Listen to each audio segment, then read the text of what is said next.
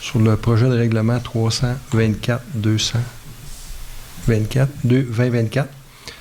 Donc, c'est le projet là, qui traite principalement de l'utilisation de conteneurs au niveau de la municipalité. Et je vais céder la parole à Hélène, notre inspectrice municipale, qui va nous faire la présentation des changements réglementaires.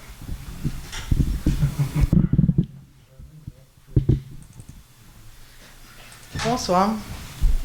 Alors, le règlement 324-2024 est là pour modifier, c'est un projet de règlement, c'est pour modifier le règlement de zonage.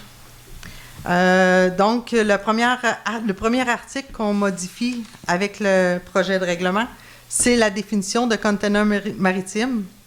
C'est un caisson métallique conçu pour le transport intermodal de marchandises ou l'entreposage de marchandises ou d'objets en vrac, ne comprenant aucune roue, particulièrement utilisée dans le transport maritime ou ferroviaire. Il est muni à ses extrémités de pièces de préhension permettant de l'arrimage et de le transborder d'un véhicule à l'autre. Il est considéré comme un bâtiment accessoire dans le présent règlement quant aux normes d'implantation. Les boîtes de camions, remorques modifiées ou non, ou autres équipements similaires ne sont pas des conteneurs maritimes. Alors, on fait la différence. Un conteneur maritime, ça ressemble à ça. C'est tout ce que j'ai à dire. Tu peux changer? OK. Dans le règlement de zonage, on ajoute à l'article 6.1 concernant les usages et constructions permis dans les cours avant, arrière et latérales, le mot conteneur maritime au point I. C'est-à-dire que ça commence, l'article 6.1 commence en disant l'espace situé dans les cours avant, arrière et latéral doit être conservé libre de tout usage ou construction. Seuls sont permis dans cet usage. Là, on a A, B, C, D, les garages, les remises. On arrive à I, qui est garage privé, ainsi que les conteneurs maritimes sous réserve des dispositions de l'article 7.16. Je l'ai mis en rouge. C'est cette phrase-là qu'on ajoute dans le règlement de zonage. Alors, les garages privés, les conteneurs maritimes ainsi que les abris d'auto à l'extérieur des marges de recul avant seraient permis. Ajouté à l'article 7.10 concernant le nombre de bâtiments accessoires. L'article 7.10, c'est les seuls bâtiments accessoires autorisés pour un usage résidentiel sont les garages, les abris d'auto, les gazebos, les serres privées, les spas fermés, les conteneurs maritimes qu'on ajoute et les remises. Une habitation ne peut avoir qu'un seul garage rattaché, abri d'auto, un seul conteneur maritime et un seul garage isolé. Ce garage ou cet abri d'auto ne peut être destiné qu'au remisage d'au plus 3 automobiles. La hauteur de ces portes de garage ne peut excéder 3 mètres, sauf dans les zones A, AF et RUR, où la hauteur des portes de garage n'est pas limitée. Seuls 2 autres bâtiments accessoires sont autorisés par usage à l'intérieur du périmètre d'urbanisation et 3 autres bâtiments accessoires par usage à l'extérieur du périmètre d'urbanisation. Donc, on ajoute un seul conteneur maritime par habitation. Au point C, le garage ou abri d'auto accessoire à une habitation de quelque classe que ce soit, situé dans les zones R ou M, ne peut servir qu'au remisage de véhicules de promenade ou de véhicules commerciaux de moins de 2 tonnes de poids total en charge. Et D, pour les autres usages, c'est-à-dire autres que résidentiels, un maximum de 2 bâtiments accessoires est autorisé, dont un seul conteneur maritime. J'ai mis des photos de conteneurs, juste pour savoir c'est quoi, là. Ensuite, on ajoute, dans le règlement de zonage, on ajoute l'article 7.16, qui va se lire comme suit. 7.16, conteneur maritime. Un conteneur maritime est considéré comme un bâtiment accessoire pour l'application des normes d'implantation, sous réserve des normes spécifiques ci-après. Un conteneur maritime ne doit pas excéder une longueur de 12,5 mètres, une largeur de 2,6 mètres et une hauteur de 3 mètres. Un conteneur maritime est permis dans toutes les zones et accessoirement à tous les types d'usages principaux à raison d'un seul par terrain. Un conteneur maritime doit être utilisé comme structure de bâtiment accessoire. Cela implique que ce container doit faire l'objet d'un traitement architectural de tous les côtés, excluant le côté comprenant la porte. Le toit doit aussi faire l'objet d'un traitement. Les côtés et le toit doivent être recouverts par un parement extérieur autorisé par le présent règlement. Malgré ce qui précède... Juste un instant, mon micro descend. Je suis rendue quasiment à genoux. Malgré ce qui précède, lorsque le conteneur maritime est situé dans les cours latérales ou arrière, le conteneur maritime n'a pas à être utilisé comme structure de bâtiment accessoire et n'a pas à faire l'objet d'un traitement architectural. Cependant, il doit être peint de la même couleur que le bâtiment principal ou de la même teinte de couleur que le bâtiment principal. En tout temps, un conteneur doit être bien entretenu. La peinture extérieure doit être sans tache de rouille visible. Aucune inscription, graffitie ou publicité, comme une enseigne, n'est autorisée sur les parties extérieures du conteneur. Là, sur ceux-là, on voit qu'il y a des choses de visibles, là, des lettrages. Et puis, dans le règlement de zonage, on va supprimer à l'article 8.2, véhicule utilisé comme bâtiment. Il est interdit d'utiliser comme bâtiment un véhicule. On enlève un conteneur, bien sûr. Et tout élément conçu à l'origine comme partie d'un véhicule. J'ai mis des petits exemples. Ça, c'est le règlement de zonage. En fin de compte, c'est le règlement qui va modifier le règlement de zonage. Mais il faut savoir que dans certaines zones, les bâtiments accessoires, ils sont soumis au règlement relatif au plan d'implantation et d'intégration architecturale. C'est-à-dire qu'on doit présenter au comité d'urbanisme et par la suite au conseil municipal le bâtiment. Il doit s'agencer ou s'harmoniser avec les autres bâtiments sur le terrain. Donc, dans les PIA, là, on s'appelle les PIA, les corridors visuels d'intérêt supérieur, les zones A4, A5, AF7, RUR6, RUR7, RUR8 et R3. Ça, c'est... je ne les connais pas toutes par cœur, là, mais c'est au bourg, là. Noyaux villageois, les zones M1 à M7, P1, R2 et RUR16, c'est dans le village. Le secteur rural, les zones RUR6 et RUR10, c'est je ne sais plus. Ah, c'est Chemin du Bois, ou autour, là. Secteur de la route 112, c'est les zones AF10, AF12, ID9, RUR8, RUR9, RUR11, RUR13, RUR14, RUR15 et VIL 1. Ça, c'est tout le long de la route 112 de chaque côté. Et puis dans les pentes fortes, c'est-à-dire les pentes supérieures ou égales à 15 % et inférieures à 30 %. Dans toutes ces zones-là, quand un conteneur maritime va vouloir s'implanter, on va devoir le présenter au comité d'urbanisme pour la question architecturale. Et puis, j'ai mis des exemples d'objectifs du PIA, là.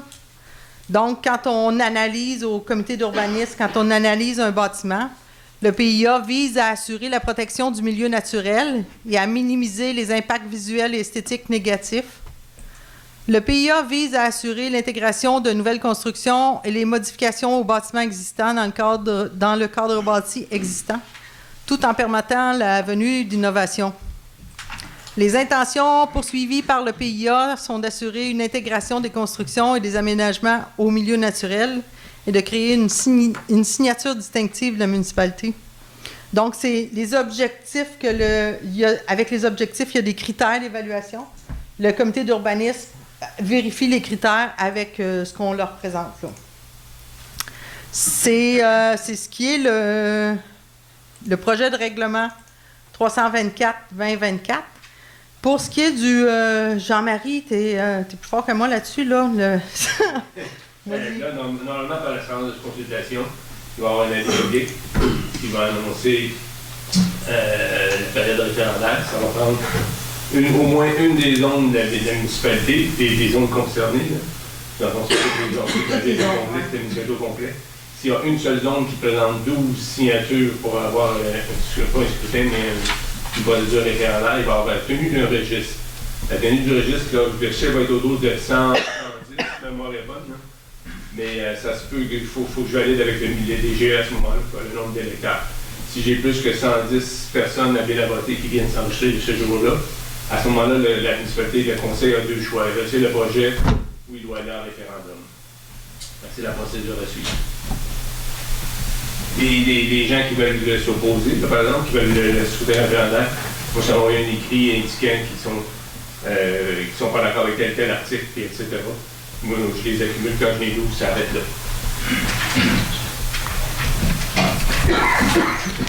Juste pour clarifier, là, parce que je vois des sourcils, là. C'est 12 personnes d'une même zone ou ça peut être 12 à la grandeur de la municipalité, là? Je pense que ça dépend. 12 personnes d'une zone, mais 12 personnes dans n'importe quelle zone, mais à ce moment-là, toute la municipalité est appelée au scrutin. Mais combien ça prend de gens, indépendamment des zones? Mais c'est-à-dire que moi, ce que ça dit dans la loi, c'est que ça prend 12 personnes de la zone visée. Mais la zone visée, c'est toutes les zones de la municipalité, là. Mais je ne sais pas si on parlerait par zone à ce moment-là. Je pense pas, non. C'est toute la municipalité. Ça prend 12 personnes pour toute la municipalité. Peu importe la zone où ils viennent. Oui. Okay. Ça, c'est pour ouvrir le registre. Exact. Pour demander le registre, c'est pas pour le projet de règlement. Non, c'est pour ouvrir un registre. Oui. Puis là, ça va prendre 100 à 110, dépendamment qui signe le registre. C'est 12, la moitié des 25, 13 des 25 premiers, puis 10% du reste. Je ne sais pas le nombre de personnes qui a voté exactement qu'il y a ici. Plus ou moins 100 à 110. Je donne 100 à 110, c'est ça. Donc, on va prendre vos questions.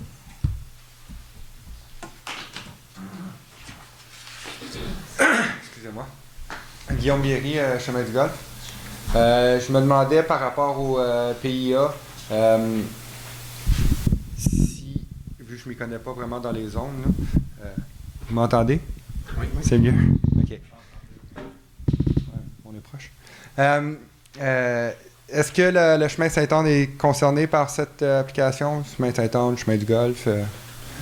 C'est pas un PIA. Ça fait pas partie des PIA, ça? Le chemin Saint-Anne ne fait pas partie d'un PIA, hein? Non. OK, donc ces règlements-là ne toucheraient pas cette section-là de la municipalité? Ce que ça veut dire, c'est que là, les containers peinturés seraient autorisés le long du chemin Saint-Anne. OK, parfait. En cours latéral et arrière. En cours latéral et arrière. OK. Puis, nous, on en a 2 sur notre terrain en ce moment.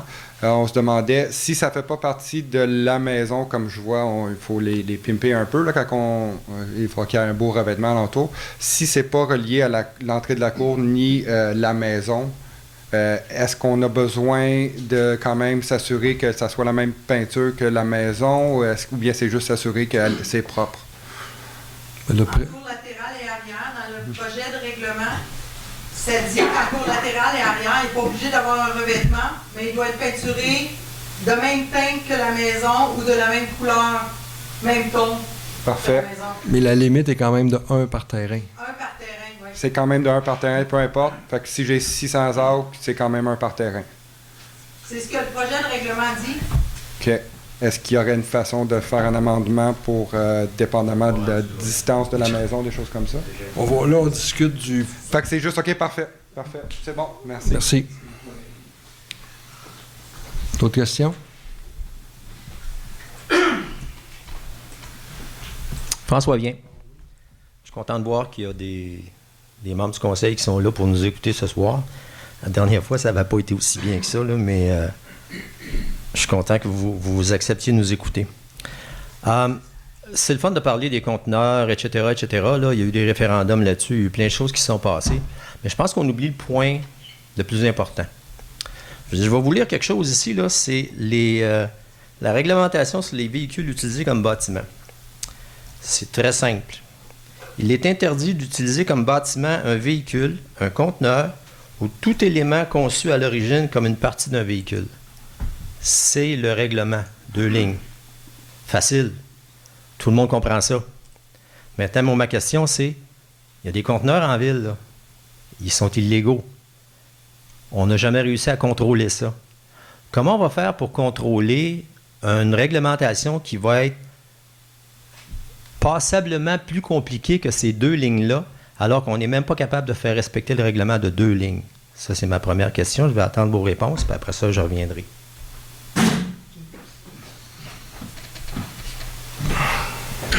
M. Pépin, avez-vous une réponse?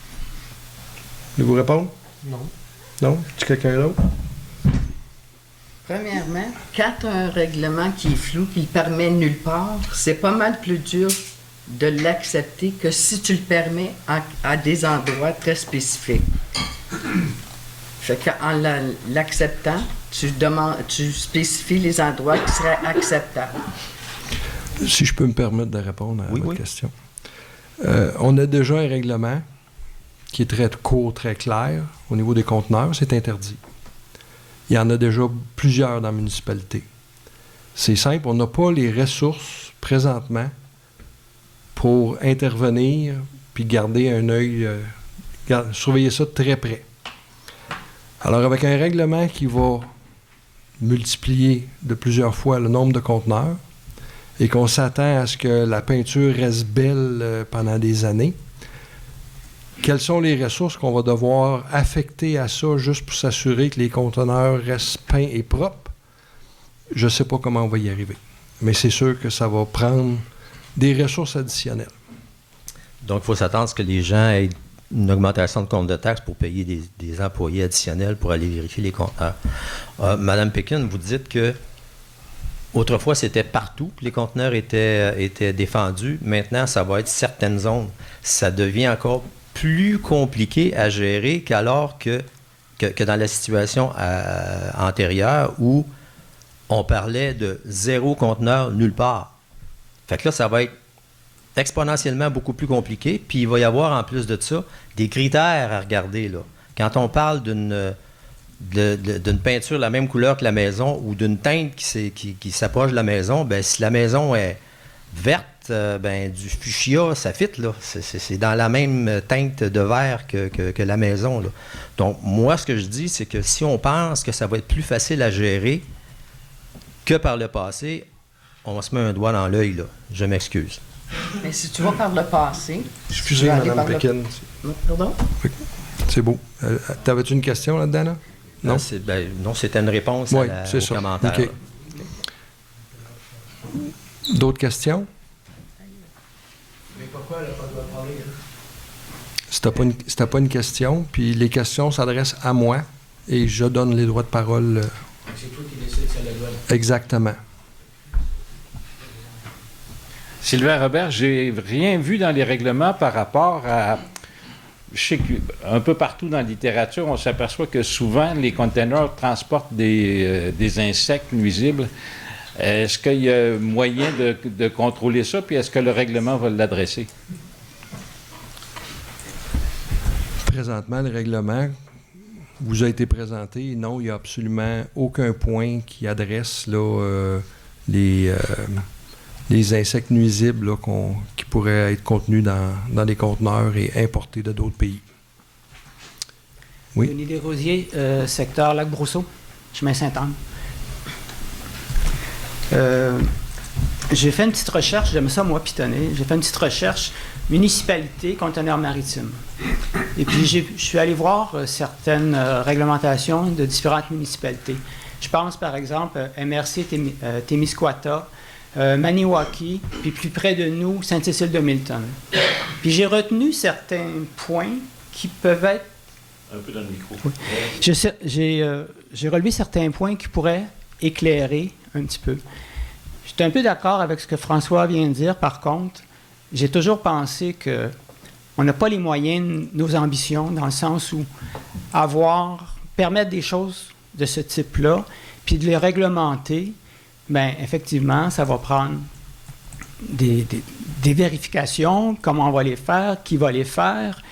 On n'a pas beaucoup d'employés municipaux, alors c'est un casse-tête. J'ai toujours pensé que c'est plus simple d'interdire carrément que de permettre selon telle condition. Mais c'est pas ma parole qui va gagner, peut-être. Enfin, j'ai retenu certains points qui peuvent être éclairants. Certains ont déjà été répondus. Le nombre de conteneurs par terrain. Très bien. Ensuite, certaines municipalités disent que les conteneurs ne peuvent pas être empilés un sur l'autre. Ici, il y en a question de 1, fait que c'est dur d'empiler. La distance de la rue et des lignes de terrain, on comprend que Hélène nous a parlé de la marge de recul avant. C'est quoi la marge de recul avant? C'est combien? Ça dépend des zones, là. Le long de la route 112, c'est 23 mètres. Et puis, dans les autres zones, il y a plusieurs zones ici. À Soufflé-Sud, c'est 10,7 mètres. Donc, c'est ça. OK. C'est à peu près ça. Ça pourrait aussi être jamais en avant d'une maison, mais enfin. Un autre... bon, il y a beaucoup de réglementations qui parlent de l'impact visuel. La plupart, même les trois que j'ai étudiés plus en détail, là, j'ai dit tantôt, Maniwaki, Témiscouata et Sainte-Cécile-de-Milton, c'était toujours dissimulé derrière un écran protecteur. Il y avait des normes concernant la hauteur d'un écran. L'écran peut être un écran végétal mature ou une clôture opaque. De sorte que, vu du chemin, on ne voit jamais le conteneur. Ça peut être une solution. Recouvert de matériaux de finition, bien, on en a discuté déjà pas mal. Un autre point que j'ai trouvé vraiment intéressant, c'est que certaines municipalités vont lever des frais annuels par conteneur, un genre de taxe sur le conteneur, peut-être pour payer quelqu'un qui va aller vérifier ces choses-là. Mais peut-être que la taxe, ça peut être un élément dissuasif pour certains, ou ça peut être un élément qui pourrait aider la vérification de ces choses-là. Bon, éliminer les boîtes de camions, les remorques modifiées, les véhicules désaffectés, ça, ils sont légion à Stukely-Sud. Et pourtant, ce n'est pas permis. Alors, encore une fois, comment on va réussir à faire appliquer une réglementation si on a déjà plein de règlements qu'on ne peut pas appliquer? Bon, on a souvent parlé de nuisance visuelle, ça. Éléments structurels d'un bâtiment, ça, je trouve ça assez intéressant. On a eu, lors d'une réunion, il y a quelques mois, là, un certain Mathieu, là, voisin de chez André, je pense, là, qui a dit que lui avait fait ça, il avait bâti son garage autour d'un conteneur. Parfait, on ne le voit pas, son conteneur. Puis aussi, certaines municipalités, c'est un autre point intéressant, là, vont interdire carrément dans le noyau villageois. Tout simplement parce que, je ne sais pas moi, mais sur des rues proches d'ici, là, les maisons sont pas mal plus proches que dans le coin chez nous, là. Alors, si plusieurs propriétaires ont des conteneurs sur leur petit terrain, dans le noyau villageois, bien, je vais reprendre l'expression que j'ai déjà dit, le village va avoir l'air d'une cour à scrap, ça ne sera pas long. Alors, je ne suis toujours pas plus favorable aux conteneurs, mais je vois bien que beaucoup de gens le sont. On ne sait pas trop, beaucoup, pas beaucoup. Un référendum pourra peut-être donner, mais voilà des pistes de solutions d'un côté comme de l'autre. Je pense que l'idée de la taxe sur les frais annuels sur le conteneur, ça peut peut-être être une façon d'aller chercher un peu pour... enfin, il y a une municipalité qui chargeait 100 $ par année. Ça vous donne une idée. Merci. J'ai pas de questions. Là,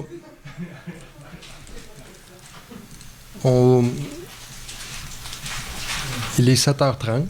C'est normalement le début de la... Non, ce sera pas long. Non, c'est pas fini. On est là pour vous écouter. Fait que je vais vous expliquer la procédure qu'on va suivre, là. On va ajourner la consultation publique. On va ouvrir la séance publique, adopter l'ordre du jour, suspendre la séance publique pour revenir à la consultation publique.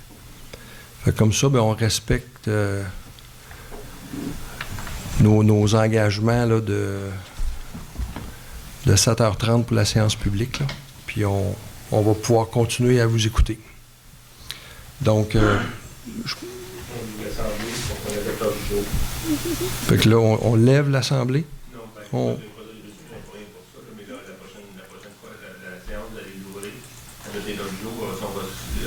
OK.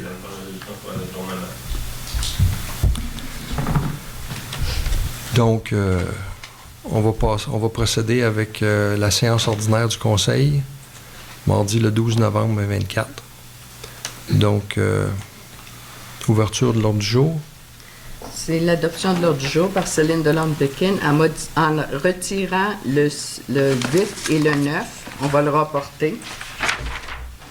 Ensuite, aux affaires nouvelles, ça va être 27 pour résolution pour demander de révision de la ligne directive pour les valorisations des sols contaminés pour Ogden. Le 28 va devenir période de questions. Le 29 va devenir levée de l'Assemblée, de la séance. J'en fais la proposition. Tout le monde est d'accord? Oui. Donc là, j'ajourne la séance. Je propose l'ajournement de la séance. Céline vient de le faire. Là. Tout le monde est d'accord? Oui, c'est ça. On a sauté l'ouverture, excusez, là, mais... Ben, il n'y aura pas d'ouverture. Ouverture de la séance. OK, Céline propose l'ouverture de la séance. Tout le monde est d'accord? Oui. Point 1, qu'on vient de faire. J'adopte l'ordre du jour avec les modifications que j'ai mentionnées tantôt. Céline Delorme-Pékin. Tout le monde est d'accord? Oui. Et là, j'ajourne la séance. Qui vous propose les journaux? Céline Delorme-Pékin. Tout le monde est d'accord? Oui. Occupe des journées, vous donnez chèque avant. Vous donner notre inventaire au moins 8 heures. 8 heures. 8 heures. Au moins une autre demi-heure, au moins. OK.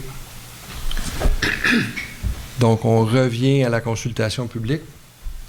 Faut-tu la rouvrir ou on fait juste revenir? On revient. Bon, parfait. Fait que, excusez pour les procédures, là, c'est pas des choses qu'on vit à tous les jours. On va continuer avec vos questions. Donc, prochaine question. Venez au micro, s'il vous plaît. Non, ça va on s'excuse pour avoir des containers illégaux. Je vais vous demander de vous identifier, s'il vous plaît. Oui, c'est Chemin du Golfe, Cloque-Bierry. Ça lève pas. On s'excuse pour avoir des containers illégaux. On ne savait pas qu'il y avait un règlement. Mais moi, je me demandais, est-ce qu'on peut avoir plusieurs containers à l'intérieur d'un bâtiment? Plus qu'un?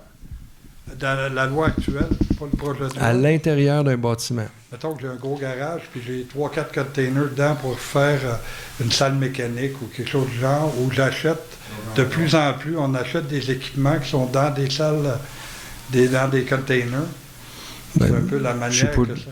Je suis un peu embêté, mais personnellement, si votre container est dans un autre bâtiment, c'est votre bâtiment qui est le bâtiment, puis le container devient un meuble.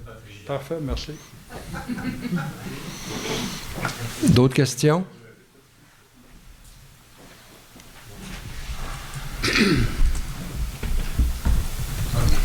Isabelle Marissal? Fais juste prendre ton micro et descendre. Ça va aller. Je vais m'amuser un petit peu. Je voudrais... Merci, Sylvain.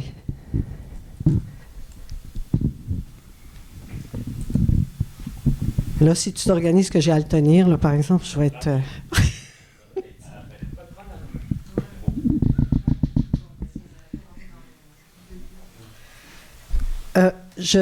La question que j'ai revient avec l'histoire de toute la contamination potentielle. On a parlé des insectes.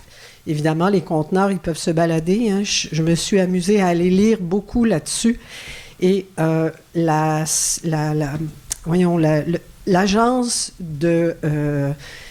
des aliments, d'inspection des aliments du Canada a dû même passer des ententes avec une instance américaine pour faire en sorte que cette question de l'entrée sur les territoires d'espèces envahissantes qui coûtent des milliards en passant, hein, ça coûte des milliards aux États, à traiter, à contrôler, puis à tenter d'éradiquer. On le sait, là, on en a des exemples assez fréquents. Je n'ai rien vu dans vos libellés qui mentionne que ça va, au minimum, prendre des mentions de qu'est-ce que vous allez faire avec ça pour faire en sorte d'obliger éventuellement les propriétaires des conteneurs à s'assurer que ceux-ci soient exempts de toute contamination. Présentement, au règlement, il n'y a rien. Je sais que ça faisait partie des discussions qu'on a eues lors d'une rencontre citoyenne. Le Conseil a choisi de ne pas retenir ces choses-là, puis d'aller de l'avant avec le règlement tel qu'il est présenté ce soir. Merci.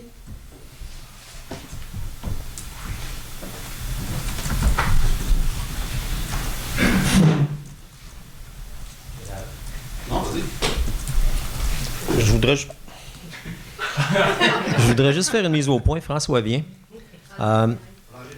Non, ça va aller. Je suis bien à côté, là.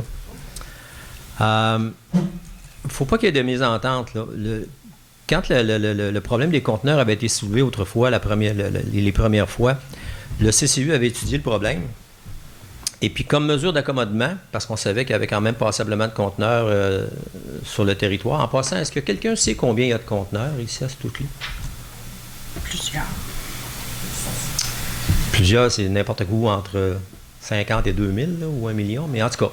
Donc, on ne savait pas combien il y en avait et que ça pouvait présenter là, un certain challenge là, de les éliminer conformément à ce que le règlement disait. Donc, l'espèce de méthode pour concilier tout ça, sauver la chèvre et le chou, c'était d'habiller les conteneurs, de les considérer comme un bâtiment accessoire selon les règlements des bâtiments accessoires et tout simplement de leur donner la même shape, la même allure que la maison qui était à côté du conteneur.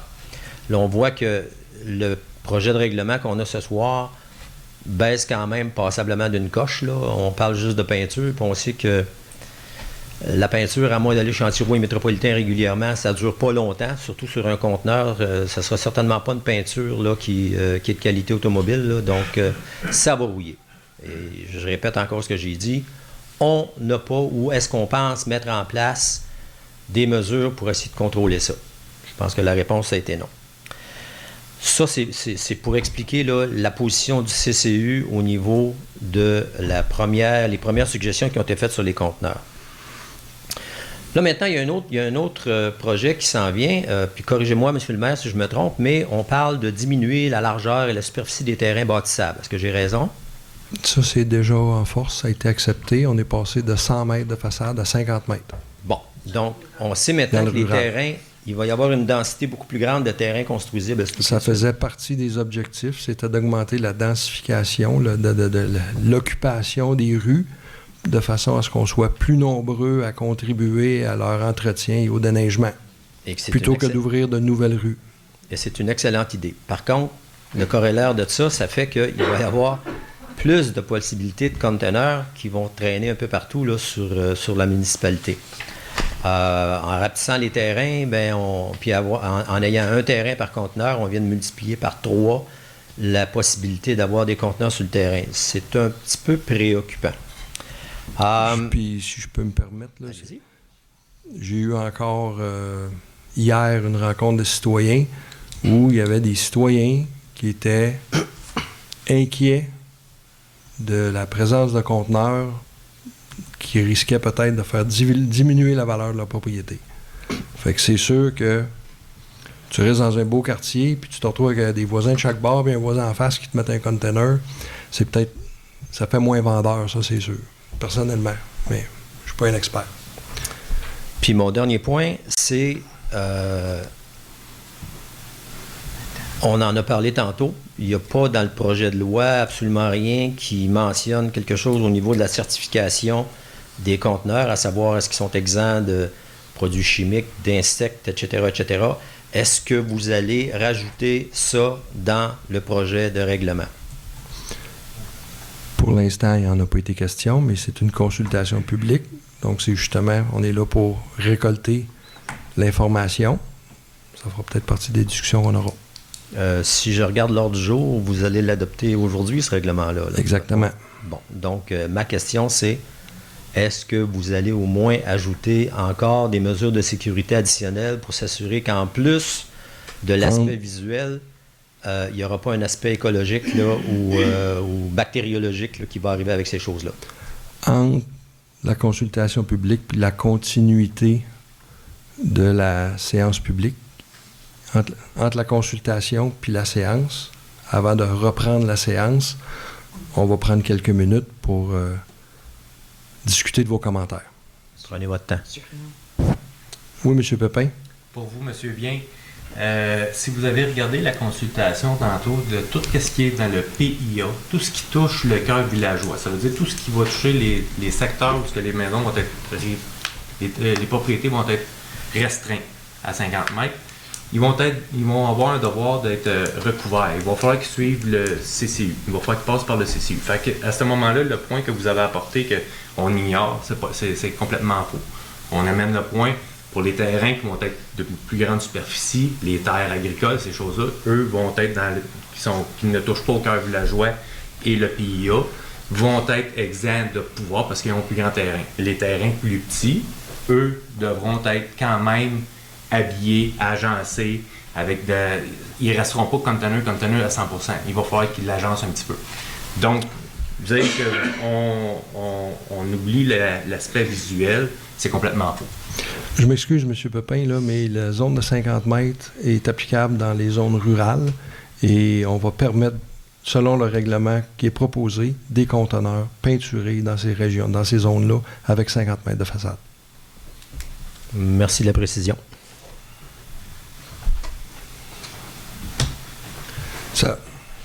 Ça va... Je vois plusieurs visages qu'on ne voit pas souvent.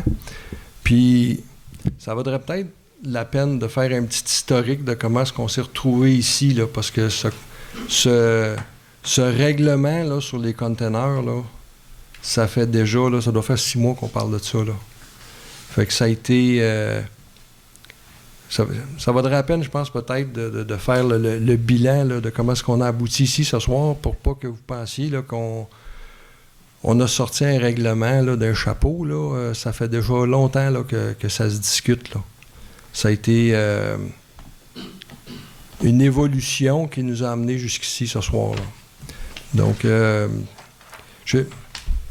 peux-tu vous demander, avez-vous ce qu'il faut pour peut-être faire un petit historique rapide, M. L'Espérance? Ça ne sera pas tellement long. Là. Je pense que ça serait peut-être une bonne idée parce que moi aussi, je regarde des visages avec plein de points d'interrogation. Là. Et peut-être, je ne sais pas si les gens savent, là, moi je suis dans le CCU. C'est pas tout le monde qui sait ce que c'est un CCU. Alors, il y a des gens qui ne participent pas de façon régulière aux séances du Conseil. Un CCU, c'est un comité consultatif sur l'urbanisme. C'est un comité qui est obligatoire en vertu de la loi sur l'aménagement et l'urbanisme. Il est composé de 6 citoyens, un conseiller qui est moi-même, le maire de par ses fonctions et l'inspectrice municipale qui agit comme personne ressource et secrétaire. Son mandat, c'est d'examiner toutes les questions qui sont reliées au milieu de vie, d'urbanisme et surtout d'aménagement du territoire. Le rôle du comité, c'est un comité consultatif. Il fait des recommandations au conseil. Il n'est pas décisionnel, c'est le conseil qui décide. Alors, on va voir que dans cette histoire de conteneurs-là, le conseil a, à des moments donnés, changé les recommandations ou pas accepté les recommandations du CCU. Il faut que ça soit clair, ce n'est pas le CCU qui décide. Là. Le CCU examine des dossiers et fait des recommandations au conseil. Rapidement, là, parce que je ne veux pas trop passer de temps à expliquer des technicalités, mais en gros, je vais vous expliquer un petit peu la séquence des événements là, pour ceux qui peut-être sont moins familiers avec ça. Ce qui est arrivé, c'est qu'on a eu des demandes, la municipalité a eu des demandes pour installer des conteneurs et le conseil a demandé au CCU de se pencher sur la question pour voir qu'est-ce qu'on fait avec ça. Et ça fait plus qu'1 an que ça dure, ça. En fait, le premier moment, presque 1 an, le CCU a commencé à regarder ça le 20 novembre 2023. Alors, ça fait presque 1 an là, qu'on discute de conteneurs dans la municipalité. La première recommandation du CCU, je pense que François l'a mentionné, c'était de permettre l'utilisation de conteneurs comme bâtiments accessoires à la condition qu'un revêtement semblable aux autres bâtiments sur le terrain soit installé et qu'au moins une pente de toit soit ajoutée au-dessus du conteneur dans l'objectif de ne plus reconnaître la structure du conteneur. En d'autres termes, on le déguise, il devient invisible. Il y a eu une deuxième séance et malheureusement, le conseil était à ce moment donné-là pris dans des discussions de budget, de réembauche d'employés, de subventions à dépenser avant le 31 mai. Là, on en avait par-dessus la tête. Alors, ce n'était pas la priorité du conseil de s'adresser à la question des conteneurs. Il est quand même arrivé. Et dans la séance du conseil du 8 avril, c'est là que la proposition du CCI a été déposée. Il y a eu des différences d'opinion et c'est là qu'il y a eu une proposition, au lieu d'habiller le conteneur, de simplement le peinturer. C'est ce qui se retrouve, dans le fond, dans la proposition de règlement aujourd'hui. Quand ça a été présenté à la séance du conseil, il y a eu beaucoup de réactions des citoyens qui étaient présents. Et pour faire une longue histoire courte, le maire a posé son veto pour permettre une consultation publique qui a eu lieu le 22 avril 2024. Excuse-moi, ça n'était pas une consultation publique. C'est ça, c'était une consultation citoyenne, c'était pas une consultation publique dans les règles de l'art exigées par la loi. Là. Je vous dis une consultation publique appelée par le maire, si vous voulez, pour être plus précis. Une séance d'information, parce que c'était pas une séance publique. Bon, ça ne tiendra pas ces mots. Là. Dans cette séance-là, il y a beaucoup de questions qui ont été soulevées. Le revêtement, le nombre et la dimension des conteneurs, la visibilité, est-ce qu'on devrait avoir des normes différentes dans différents secteurs, quel genre de fondation on devrait exiger, quel genre de grade serait acceptable, comment s'assurer que les conteneurs soient libres de contamination, est-ce que des modifications structurelles seraient acceptables, est-ce qu'on a la capacité de faire respecter nos règlements. Dans la séance du Conseil du 13 mai, suite à cette séance-là, le Conseil a décidé de tenir un sondage sur la question et de rapporter la décision sur les conteneurs après le sondage. Le sondage a eu lieu et l'idée, c'était de permettre de déterminer l'opinion des citoyens sur le changement proposé, et 2, sur les questions qui avaient été soulevées lors de la séance. Le questionnaire a été plus élaboré que prévu initialement. Ça nous a causé certaines difficultés. La date limite du sondage était le 25 juin. Et à la séance du Conseil du 12 août, on a présenté les résultats du sondage. Et en gros, les gens étaient favorables à 60% à l'utilisation de conteneurs dans la municipalité, mais chose très importante, pas à n'importe quelle condition. Et c'est là-dessus là, que le Conseil est incapable de s'entendre par rapport à l'interprétation des résultats de ce fameux sondage-là. Et dans le fond, on est encore rendu là. Le Conseil ne s'entend pas sur comment interpréter les résultats du sondage. Et c'est ce qui nous a amené à la proposition qui est présentée par M. Pépin ce soir. S'il y a des questions là, sur le processus, ça me fait plaisir de répondre, mais je pense que ça fait comme un peu le tour de la question. Je ne sais pas si j'ai oublié quelque chose, là, je pense pas. Donc, on va poursuivre avec les questions, puis... Brad Charby, chemin de la diligence. On a entendu beaucoup qui avaient des inquiétudes sur le suivi, la façon qu'on allait vraiment faire le suivi sur l'entretien des containers. Si tout le monde ici s'en va acheter des cabanons la semaine prochaine au lieu des containers, est-ce qu'on a plus de ressources pour s'assurer que les cabanons sont peinturés, qu'ils ne sont pas pourris, qu'ils sont pas... Est-ce qu'on a ces ressources-là? Bien, déjà, si vous allez acheter un cabanon, il va être soit en plastique ou il va être dans une tôle émaillée là, qui a une durée de vie ou dont la peinture... Si on se fait construire des cabanons...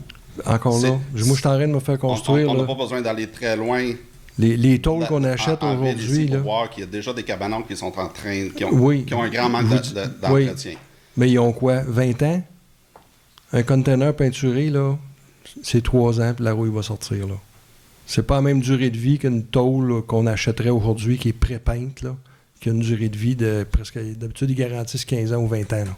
Fait que toi, tu présumes que acheter un container ou qu'on ait acheté un cabanon chez Rona ou on achète une grange bâtie par les Amish, c'est le container qui va avoir besoin de plus de maintenance.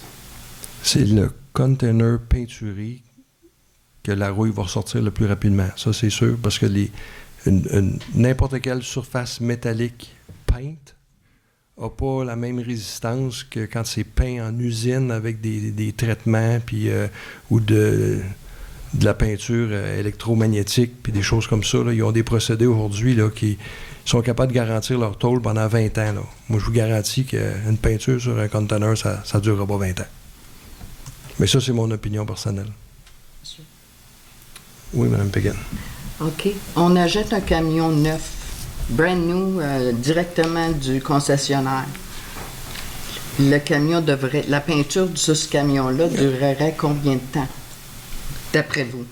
Mais normalement, aujourd'hui, là, il y a plusieurs compagnies qui vont garantir 5 ans, mais il ne faut pas comparer un véhicule qui est dans la corrosion, dans le sel, dans le calcium, à un cabanon en arrière d'une maison. À un moment donné, là... Le container ne sera pas non plus dans le calcium, etc. C'est pas la même pression. Non, c'est ça. Ça dépend si tu utilises un primer en premier. Hey, c'est Avez-vous d'autres questions?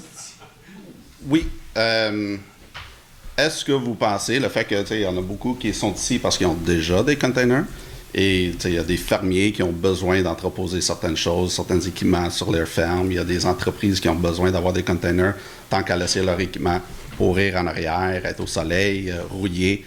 Est-ce que vous voyez le fait qu'il y a des containers qui sont déjà là comme un besoin, que la ville, les gens en veulent? Je reconnais que les gens en veulent. Je reconnais que ça peut avoir une bonne utilité puis que ça peut même avoir sa place dans la municipalité. Mais il y a une différence entre un cultivateur qui met ça en arrière de sa grange puis que c'est pas visible du chemin que quelqu'un qui va mettre ça à 30 pieds du chemin puis s'en servir là, comme cabanon. Puis que le voisin d'à côté va l'avoir dans sa fenêtre de cuisine. Il y a une nuance entre les deux. Je suis pas anti-container, mais j'essaie d'amener plus de gens à Stouclé, j'essaie d'embellir la municipalité, puis c'est pas vrai qu'avoir des containers qui vont pousser comme des champignons, on va embellir notre municipalité.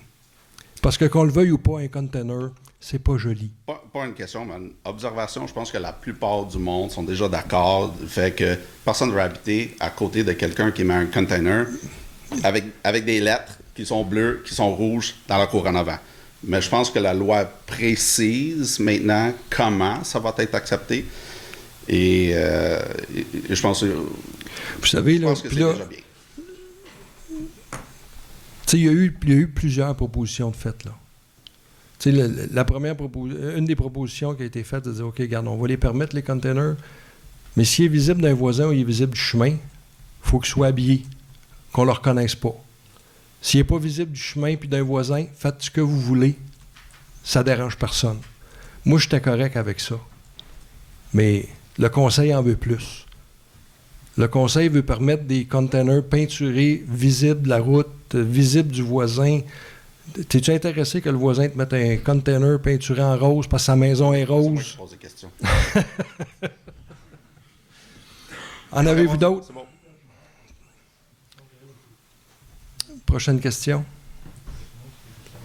Bonsoir, Patrick Vinclé, chemin Saint-Anne. J'aurais 2 questions. Le premier, c'est il n'y a rien dans le règlement actuel qui définit comment le conteneur est installé sur le terrain. Est-ce que il n'y a rien dans le règlement actuellement qui dit comment le conteneur est installé sur le terrain? Est-ce qu'il doit y avoir une base de béton? Est-ce qu'il doit être sur le sol? Le règlement est tel qu'il vous a été présenté. C'est de ça qu'on discute ce soir et c'est là-dessus qu'on va voter. Ça faisait partie des considérations. Le Conseil a choisi de ne rien imposer au niveau de l'installation. Okay. Donc, si tu veux le mettre dans la boîte, puis que 3 semaines après, les portes n'ouvrent plus, ça t'appartient. C'est ça. OK. L'autre point que j'aurais, c'est quel est l'avantage financier d'avoir un conteneur par rapport à avoir une remise faite en bonne et due forme, achetée chez Renault, peu importe, je vois pas le gain pour la personne d'avoir un conteneur. Regardez, il peut... Ça dépend de l'utilité et de l'apparence qu'on veut lui donner. Parce qu'un conteneur, là, vous fouillez sur Marketplace, là, vous pouvez avoir un conteneur tout rouillé là, pour à peu près 1500$. Là. Fait que rajouter 1000$ de transport, ça vous coûte 2005$. Là. Fait que si le but, c'est d'aller le mettre dans le fond du bois et qu'il ne dérange personne, ben c'est correct. Mais là, si vous mettez une peinture par-dessus de la rouille, ben regarde, on s'entend-tu que ça va donner ce que ça va donner. D'accord. Merci. François Vien. Patrick m'a volé une de mes questions là, au niveau de la préparation du terrain. Là. Je trouve que c'est définitivement un manque flagrant dans la réglementation telle que dans le projet de règlement tel qui est proposé actuellement. Là. Donc, voyez-y, s'il vous plaît. Ma dernière question, est-ce que les gens qui ont déjà un conteneur et qui vont devoir le modifier d'une façon quelconque, là, ou on s'entendra là-dessus plus tard, ou ceux qui veulent avoir un nouveau conteneur, est-ce qu'ils vont nécessairement devoir demander un permis et déclarer la présence de leur conteneur? Oui, ça devient un bâtiment accessoire et comme tout autre bâtiment accessoire, ça prend un permis. Et même ceux qui sont déjà dans la municipalité de façon illégale, si jamais on permettait les conteneurs, vont devoir aller se chercher un permis pour se mettre conforme. Puis s'ils ne respectent pas les marges, ben, ils vont devoir se conformer également. J'espère que le libellé va être très clair dans le projet de règlement. Merci. Bonjour, mon nom est Richard Hardy. Une petite question. En ayant un conteneur harmonisé puis qui ne brise pas le décor, je suis bien d'accord avec ça. Vous allez me charger combien de taxes par conteneur de surplus? C'est l'évaluateur qui va évaluer combien de... On sait tous comment ça vaut un conteneur. Non, mais c'est un bâtiment accessoire. Okay. Fait qu'au même titre que vous bâtiriez un cabanon à place, quand l'évaluateur va passer, ça va avoir un effet sur votre évaluation, ça va avoir un effet sur votre compte de taxes. OK. Fait qu'ils vont être taxés, les conteneurs, ce que je peux comprendre. On ne les taxe pas directement, là. Mais ça fait partie de la valeur totale de votre propriété. OK. En espérant que parfait. ça ne fasse pas diminuer celle des voisins. Bien, c'est pas le but de l'exercice. Là. Moi, je ne voudrais pas faire d'évaluer la propriété de mon voisin. J'aimerais apporter une petite précision. Vous disiez que, afin de densifier la municipalité, vous avez mis les terrains, au lieu de 100 mètres, vous avez mis ça à 50 mètres. J'aimerais juste préciser que c'est la municipalité qui a demandé d'avoir ça à 100 mètres, qui a été accepté par la MRC, puis c'est devenu un règlement. Je ne sais pas quand ça s'est fait. C'est avant ce choix-là, je peux vous garantir. Oui, avant que ça... Ben, je voulais juste préciser. Une autre précision aussi que je voulais vous apporter. Moi, j'ai toujours entendu parler qu'on n'avait pas le droit d'un cul-de-sac plus que 1 kilomètre. Encore là, moi, j'ai un terrain à côté de la rue Gérard-Dame qui a beaucoup plus qu'un... La rue Gérard-Dame a beaucoup plus qu'un kilomètre. Monsieur Hardy, est-ce que ça traite de conteneurs, votre question? Est-ce que votre question, c'est sur des conteneurs? Ah, OK. C'est une consultation publique sur les conteneurs. Mais vous poserez votre question peut-être à la séance publique, à la deuxième période de questions. Désolé d'avoir dévié le sujet. Peut-être une dernière, là, parce que là, on dépasse un petit peu. Là, Guillaume Biéret à nouveau. De toute évidence, 2 containers, ça passe pas. Est-ce qu'il y aura une période de grâce pour pouvoir enlever le container sans qu'il y ait des amendes ou quoi que ce soit avec l'hiver qui s'en vient et tout? Là? On n'a rien fixé là-dessus. Mais... Parfait. Mais on peut s'attendre à ce qu'il y en ait une. Écoutez, là, vous en avez 2 puis c'est illégal. Ça fait combien de temps vous les avez? Là? C'est ça. Bon.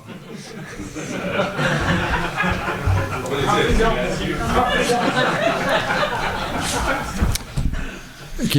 Là, je veux être sûr qu'on a pris le temps d'écouter tout le monde. Je veux pas que personne parte d'ici là, choqué. Est-ce qu'il y en a d'autres qui ont vraiment là, des questions? Là? Fait que c'est beau. J'aimerais peut-être faire une précision, monsieur. Là, c'est parce qu'on est serré dans le temps. Là. Fait que poser la question au citoyen, je veux juste mettre une précision.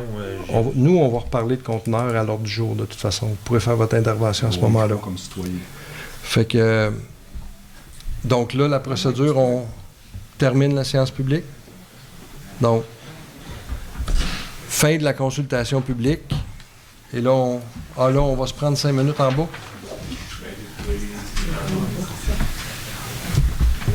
Là, vous allez nous excuser, là, mais on vous a écouté. On va aller prendre le temps de discuter, voir si on procède avec le règlement tel qu'il est écrit. Ce sera pas long. Non.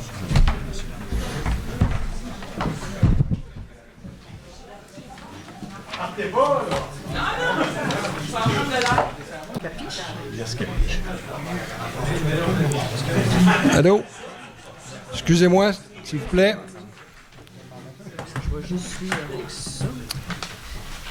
Donc, avant de rouvrir la séance publique, je tiens à vous informer que suite à vos commentaires, on a plusieurs questions concernant notre règlement sur les conteneurs et on va le retirer de l'ordre du jour pour prendre le temps d'en discuter plus en profondeur. Donc, ce règlement-là ne sera pas adopté ce soir. Et là, numéro 2. Donc,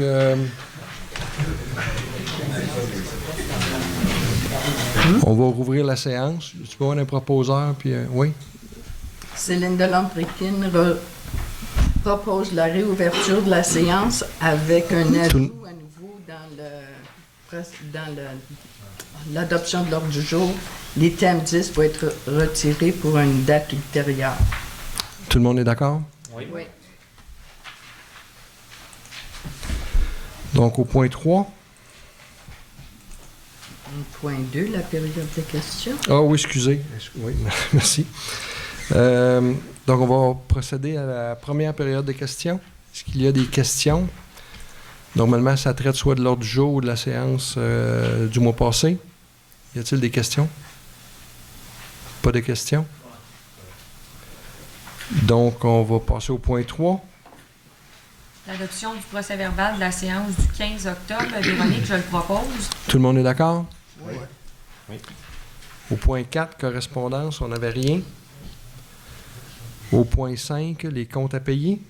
Oui, l'approbation des comptes à payer et les charges salariales d'octobre 2024 en application du règlement 241-2015 et la gestion contractuelle. Donc, on approuve la liste des comptes à payer, des comptes payés et des charges salariales d'une somme de 448 599,79 $, tel que reproduit sur la liste que vous avez en main. Véronique, je le propose. Tout le monde est d'accord? Oui. Au point 6. Avis de motion de règlement 326-2024, règlement de régie interne de séance du Conseil. J'en fais la proposition. Tout le monde est d'accord? Non, j'aimerais juste spécifier, je ne sais pas si c'est au point 6 ou au point 7, mais là, j'ai remarqué que sur le site, on a déjà un règlement qui porte le nom 230-2015 sur la période de questions. Donc, il a fallu qu'on fasse un amendement ou qu'on abroge, qu'on le modifie, parce qu'on va se ramasser avec deux règlements identiques. Donc, il ne peut pas avoir, pas nécessairement identiques, mais deux règlements en vigueur pour le même sujet. Donc, moi, je vais prendre... Pardon? Oui, l'abrogation de ce règlement, je vais l'ajouter. Ah oui, il n'est pas à l'ordre du jour pareil. Non, c'était dans le règlement qui vient adopter les règles. On va abroger le règlement que vous mentionnez là, dans ce règlement-là. Ce règlement, ça s'abroge par règlement. Donc, j'ai juste à l'ajouter dans un des articles. Mais on n'aurait pas voulu qu'on fasse mention en séance? C'est juste un avis de motion, là. C'est le mois prochain qu'on va adopter ça. C'est pas majeur comme c'est l'objet de ça. Donc, est-ce que tout le monde est d'accord? Oui. Oui. M. Chagnon, êtes-vous d'accord? Je vais le dire, fait que je vais dire non. Je vais le dire. Non, OK. Bon. Au point 7.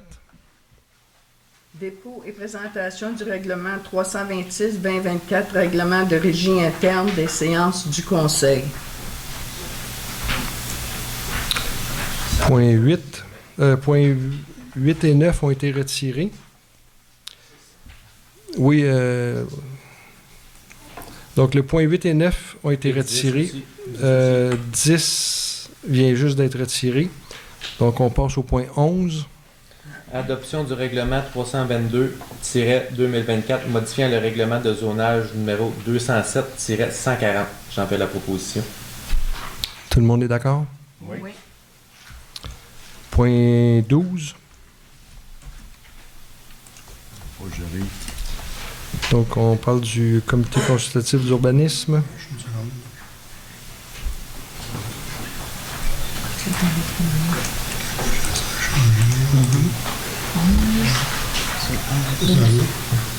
Non, il vient de faire lui, ça descend 12. Est-ce que c'est de monter Donc, on a rendu aux recommandations du CCU. Oui. Alors, le premier, je ne sais pas si M. Beaupré, vous pouvez montrer.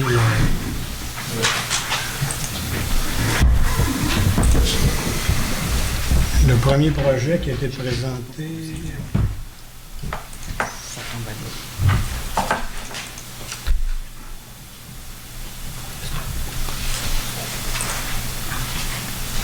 Au CCU, c'est au 604 Avenue du Président. Le matricule est à venir. Alors, c'est une construction d'un bâtiment résidentiel dans le PIA, corridor visuel d'intérêt supérieur. C'est pour construire une nouvelle résidence. On a eu le plan d'implantation. Là, on a le schéma, là, dans le fond, proposé pour la résidence. Une belle résidence. Le CCU considère que ça fait très bien dans l'environnement et ça rencontre tous les critères reconnus du PIA. Alors, le CCU recommande l'acceptation de ce projet-là. J'en fais la proposition. Tout le monde est d'accord? Oui. Point 13. Le deuxième projet, c'est un projet... Je vais me retirer parce que je n'ai pas conflit d'intérêt. Oui.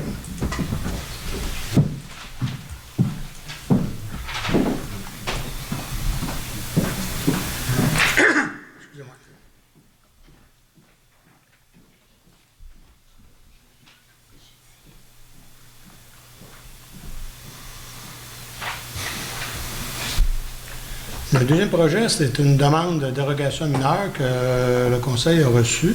Le CCU a regardé ça.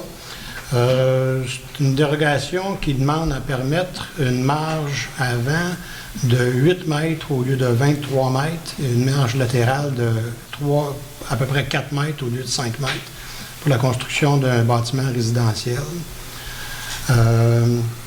C'est clair que ce n'est pas une dérogation qui peut être qualifiée de mineure, c'est assez majeur comme dérogation. Ça a été affiché au site de la municipalité. Le demandeur n'a pas démontré qu'il existait d'autres moyens que la dérogation mineure pour réaliser son projet. Le CCU est un peu limité dans ce qu'il peut recommander ou pas recommander là-dessus. Et dans le fond, il a comme recommandé l'acceptation, mais c'est sujet à l'approbation du Conseil.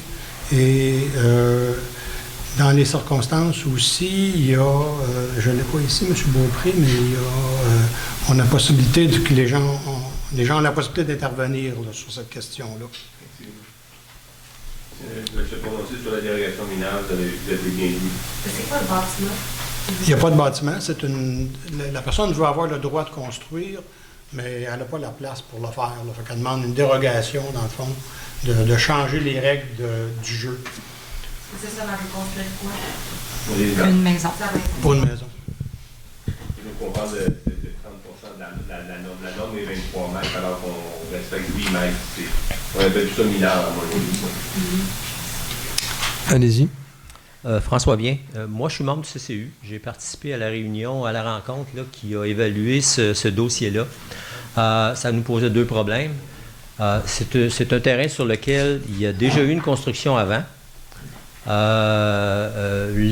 L'ancienne maison est située pas tellement loin du bâtiment actuel qui va être bâti, qui est proposé d'être bâti. Le problème qu'on avait, c'était que de la façon dont la maison est située, Et étant donné sa grandeur aussi, il y a un sérieux problème de visibilité à l'entrée et à la sortie du terrain. Je pense que c'est peut-être ça, M. L'Espérance, que vous essayez de mentionner, là, qui est situé dans une courbe.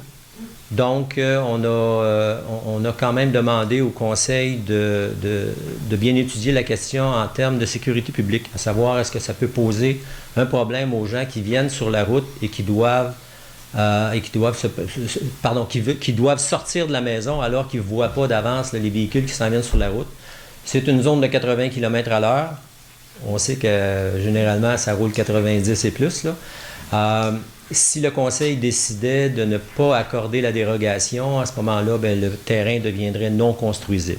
Donc, sauf que si la personne achetait du terrain, elle pourrait construire sans avoir de dérogation mineure. La personne, son achat était conditionnel à ce qu'elle obtienne la dérogation. Du terrain autour, par exemple, pour agrandir son terrain.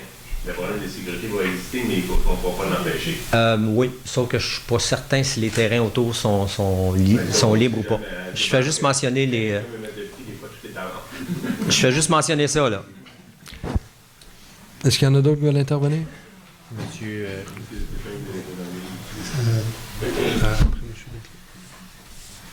Peut-être une chose à vérifier. Je pense que dans le schéma d'aménagement de la MRC, cette courbe-là est identifiée comme étant dangereuse.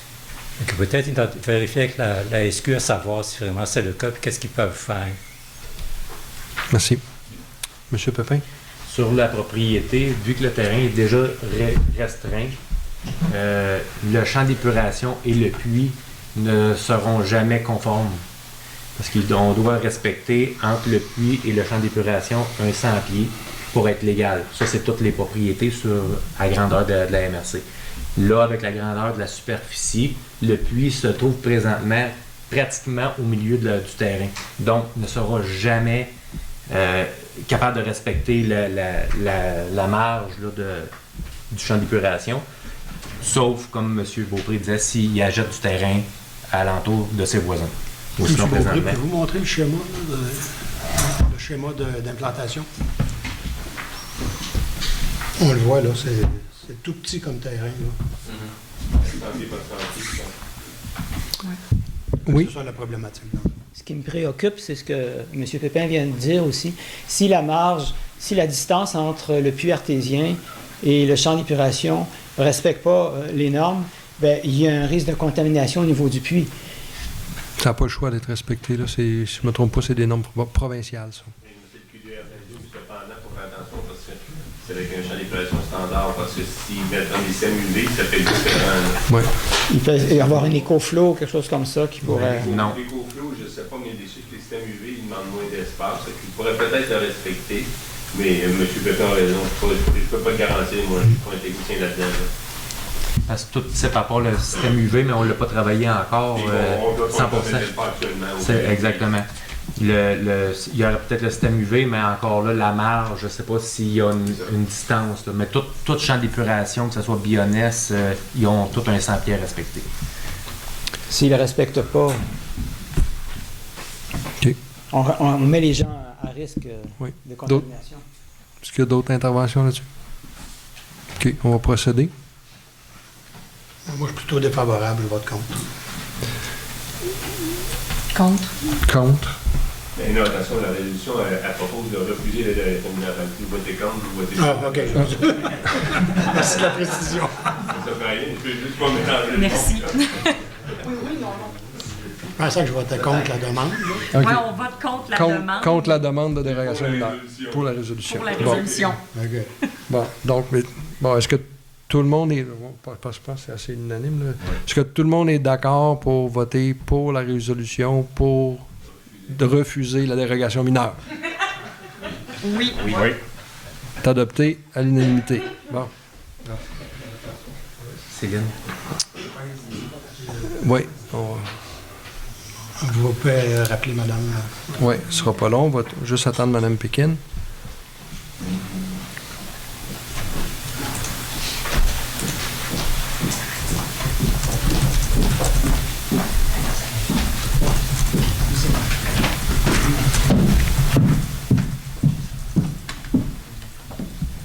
Céline Delorme-Pékin est de retour. Donc, on va passer au point 14. Les règlements du comité consultatif d'urbanisme, le CCU, prévoient qu'à chaque année, on fait une rotation de membres. Alors, il y a 2 membres qui doivent quitter cette année.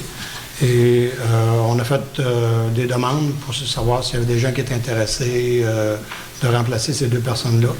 Et on a eu les demandes de 2 personnes. La procédure prévoit que le CCU doit examiner et recommander ces gens-là, ce qui a été fait. Alors, je souscris aux recommandations du CCU pour nommer M. Patrick Binkley et M. Yves Côté comme nouveaux membres du CCU pour un mandat de 3 ans. J'en fais la proposition. Tout le monde est d'accord? Oui. Point 15. En même temps, on voudrait remercier chaleureusement Mme Catherine Chevalier-Alvarez et M. Jean Legault, qui ont été impliqués depuis plusieurs années au sein du CCU. C'est pas toujours facile. Alors, on les remercie chaleureusement pour leur implication et leur travail depuis quelques années. Merci. On fait la proposition.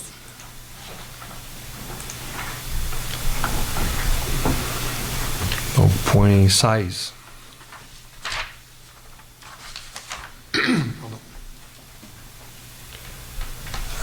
Dépôt du rapport des premiers répondants d'Eastman. Il y a eu 7 interventions. Point 17, le dépôt du rapport de l'officier municipal.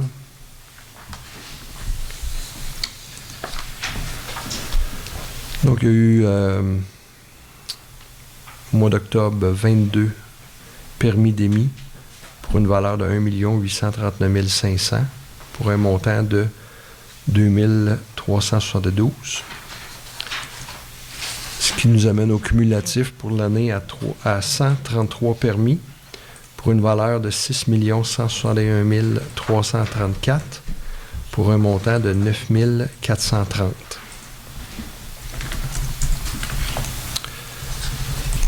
Point 18, dépôt du rapport de l'inspecteur forestier. Il n'y a pas de changement depuis le mois passé, donc on est demeuré à 3 chantiers à 50%. Point 19. Autorisation de signature d'échange de terrain entre la municipalité et M. Gagné. J'en fais la proposition.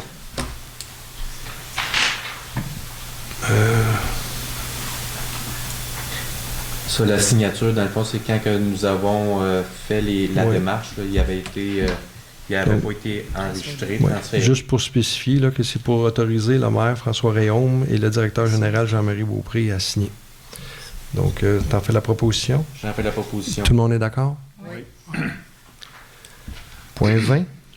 Point 20, c'est acceptation de la directive de changement numéro 3 ainsi que le décompte progressif numéro 4 et autorisation de libérer le retenu pour le contrat du secteur du Haut-Bourg. Considérant que le conseil municipal a adjugé le contrat des travaux de réflexion du secteur Haut-Bourg par la résolution 2023-06-139 à excavation Normand Janson. Considérant que la firme EXP recommande l'acceptation de la directive de changement numéro 3 ainsi que le décompte progressif numéro 4. Considérant que tous les travaux correctifs ont été apportés. Considérant que la firme EXP recommande l'acceptation finale des travaux libérant ainsi la retenue de 5 %. En conséquence, il est résolu par le Conseil d'accepter la directive de changement numéro 3 ainsi que le décompte progressif numéro 4 libérant la retenue de 5 % pour tout autre montant au montant de 59 280 et 58. J'en fais la proposition. Tout le monde est d'accord? Oui. Point 21. Adjudication du contrat de déneigement des entrées, de stationnement et des bornes sèches à entretien soufflé à un montant de 9 198 $. C'est taxe incluse, hein, M. Beaupré? Oui. Donc, j'en fais la proposition. Tout le monde est d'accord? Oui. Point 22. Achat d'un portique pour la mairie, on a eu 2 montants qui nous ont été un devenant de Connect-Vabec de 9 198, puis 5 173,88, puis Auvent Côte-Noire, 4 006 $. On va prendre le meilleur marché à 4 006 $. J'en fais la proposition.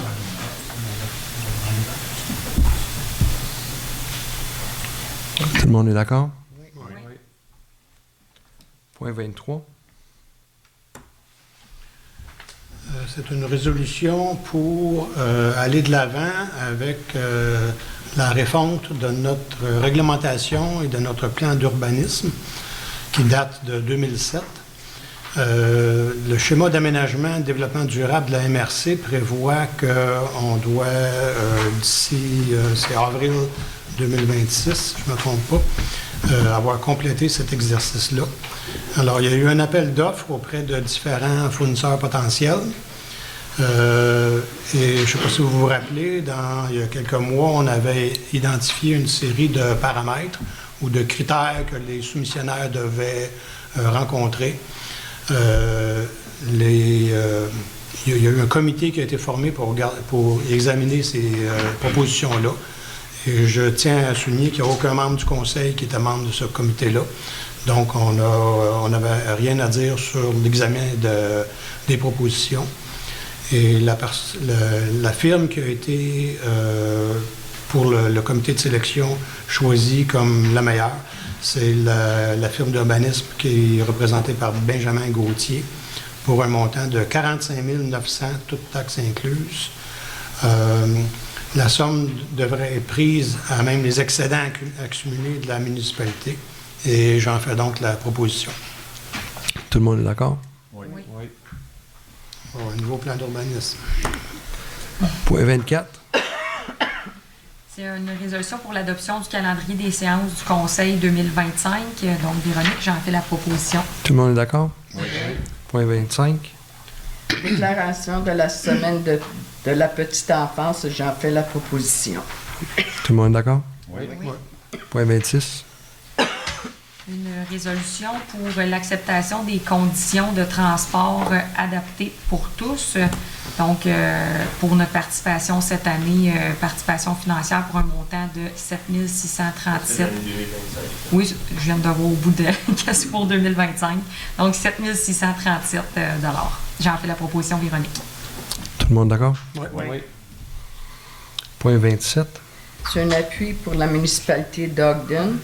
Les critères émis par les lignes directives pour la valorisation des sols contaminés du MELCCFP ne sont pas raisonnables et ne tiennent pas en ligne de compte ni la matière qui se trouve dans les sols de façon naturelle dans les différentes régions, ni des besoins et des capacités financières des municipalités.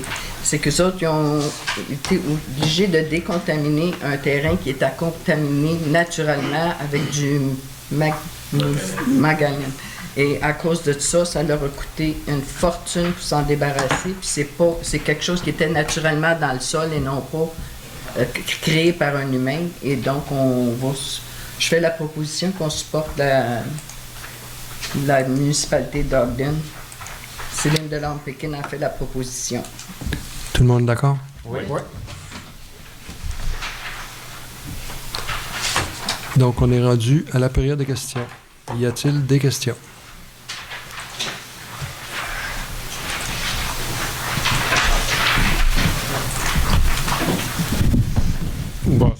Bonsoir, Pierre Letuc. Toujours la même question. Je voudrais savoir ce qu'on en est, M. Chagnon, avec la borne sèche du Haut-Plateau. Je suis en attente avec le rencontrer le service incendie. Ils ont été débordés. J'attends toujours le retour d'appel de M. Foisy, mais vous ne me croyez pas, vous pouvez l'appeler, je vous donne son celui-là, j'ai pas de problème. J'ai aucun problème. Je vous crois pas. Non, mais c'est juste qu'elle été très difficile à rejoindre. Ouais. Parce que j'ai fait mes recherches, puis je pense qu'il est juste à temps partiel ou quelque chose comme ça. Oui, c'est ça, effectivement. Il y a un autre job. Mais je ne désespère pas parce que tout, je vais appeler la municipalité des semaines parce que si ça fonctionne, qu'on dit que le point, on va aller par. Comment tu appelles ça, René? Par sous-terre, à la place de creuser comme une tranchée qu'on pourrait, là, pas se permettre qu'on peut y aller avec un tuyau, donc ça prend, il y a encore des possibilités que ce soit. C'est ça. Mais est-ce que vous avez besoin. Un forage dirigé. Oui, c'est ça. Est-ce que vous avez besoin de lui pour discuter avec les... Bien, c'est parce que oui, ça me prend lui. Le propriétaire du terrain? Oui, c'est parce que je veux qu'il vienne avec moi, avec le propriétaire, parce que lui, il y a des restrictions. Bien, pas des restrictions. C'est pour savoir si un point d'eau, est-ce qu'il est potable. C'est selon la dimension, grandeur, profondeur, il faut qu'il donne tant de galonnage à la minute pour tant de temps. Fait que ça ne prend vraiment la profondeur, parce que lui, il ne va pas le dire tout de suite. Puis c'est juste des questions qu'il va poser ou il faut qu'il le voie de visu? Parce que là, l'hiver s'en vient, c'est pour ça que je pose la c'est ça. question. Ben, je présume qu'il faut qu'il le voie, mais est-ce que vous avez mon courriel? Ah, ben il l'a sur le site, je pense. Mais plus loin un courriel cette semaine, puis on va rentrer en communication, puis je vais vous donner les informations, puis si ça prend, puis si parfois moi je peux pas, puis que lui il peut, mais je vais peut-être regarder si vous voulez y aller pour débloquer le dossier, j'ai pas de problème. OK, parfait. Là, c'était pas là-dessus. Le support, c'est Véronique, je pense qu'elle parle de ça à l'Haute-Ville, là. Est-ce que vous venez de parler? Ogden. Ça l'implique quoi, ça, pour nous autres? Ou ça n'implique rien. C'est juste un appui. C'est juste un appui. Ça veut dire que nous autres, on serait peut-être dans la même situation si on rouvrait une nouvelle rue ou on allongerait une rue, qu'on frappe du matériel qui serait contaminé naturellement par le fer, des différentes affaires comme ça. Parfait. Merci beaucoup. Merci. Ça a été discuté à une réunion des maires là, il y a quelques mois. Là. Puis le maire expliquait justement là, que ça leur avait coûté une fortune, alors que tout ce qu'ils ont fait, c'est excaver. Mais ça veut dire qu'on n'est pas à l'abri de ça. On n'est pas à l'abri de ça, puis c'est pour ça qu'il a sollicité l'appui de l'ensemble des municipalités de la MRC pour essayer d'amener le gouvernement à changer leur réglementation là-dessus. Parce que de façon naturelle, on peut dépasser les taux qui sont les maximums d'Environnement Québec. Allô, Guillaume Bierry.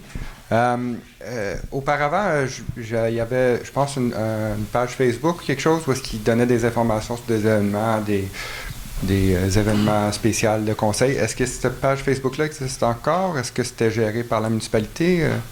La municipalité a sa page Facebook. Oui. C'est de ça que vous parlez, oui. Okay. La municipalité a sa page, oui.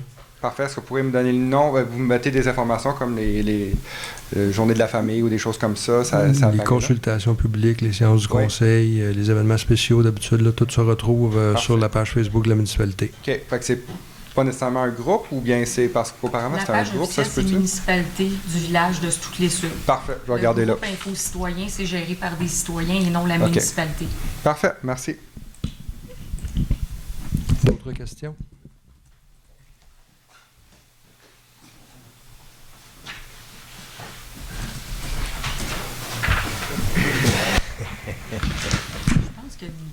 Là, j'ai mal dans le dos. François Vien, je ne sais pas si je peux poser ma question parce que ça a été retiré de l'ordre du jour. C'est concernant les comités pléniers. Oui, mais ça a été retiré. J'ai lu le document, puis je le trouve très bien. Là. Je veux dire, pourquoi ça a été retiré de l'ordre du jour, ça? Vous n'avez pas pu lire ce document-là? Là? Il n'est pas disponible. Ah, OK. Je le lisais pendant que vous passiez à travers la tuyauterie. Là. Il y en a un qu'on n'a pas le choix d'adopter ce soir, là. C'est celui pour les séances publiques. Avec la nouvelle loi 57, on a jusqu'au 7 décembre pour adopter des règles de régie interne. Par contre, on a créé une règle de régie interne différente pour nos réunions à huis clos en bas, là, qu'on appelle les pléniers. Et on n'était pas prêt encore à voter là-dessus ce soir. OK. En tout cas, ça a l'air pas pire d'après ce que j'ai lu. Là. Vous en allez dans le bon sens. Je veux juste remercier là, tous les membres du conseil pour l'écoute que vous avez eue aujourd'hui. Puis d'avoir pris la décision peut-être de retarder là, le libellé final du règlement sur les conteneurs. Je trouve que c'est une excellente décision, que vous soyez qu'on soit pour ou contre. Il y avait définitivement des manques là, au niveau du texte qui a été présenté aujourd'hui. Donc, je vous remercie beaucoup. Merci à vous. Y a-t-il d'autres questions?